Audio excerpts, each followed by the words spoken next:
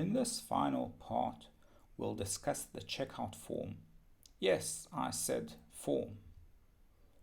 I know it looks like a dialogue, but I chose to implement it as a form, and if you look at it closely, you will see why. The functionality of the checkout UI is outside of the receipt section, which we would normally think of as the dialogue. Both the X button and the order button are outside of that UI, hence this should appear as a form. To get this appearance, we grab a screenshot of the existing form by drawing it onto an image. We then blur and tint the screenshot and set it as the background of our form. We also use cover transition, which provides that cool iOS style transition for the checkout UI. The close button is just a button placed in the north of the form.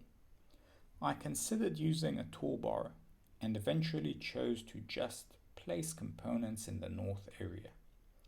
Both would have worked out to identical results, so there was no real reason to use components. Here I construct the title and close button.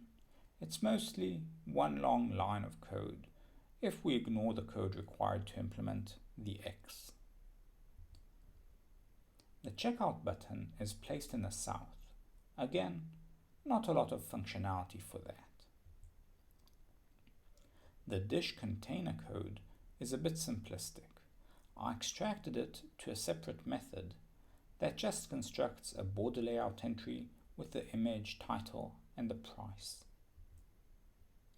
You might recall the dialog top UIID from CSS and cutting tutorial. This is effectively the background of the receipt. The same would be true for the dialog bottom, which is also from CSS. I can go on a bit, but most of the functionality of the app should be straightforward by now. One of the main things I hope you learned from this module is the attention to detail and compromises required in building a mobile app. When building an app, I always start with the mockup. It lets me gain perspective of the functionality and communicate with non-technical people about the effort.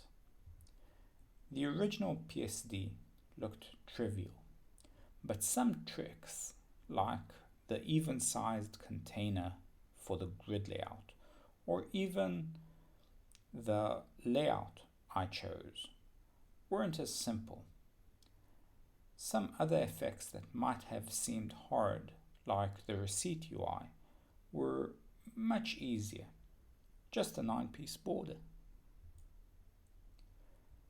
Thanks for finishing this module. I hope everything was clear to you, and please feel free to ask questions and make comments so we can improve.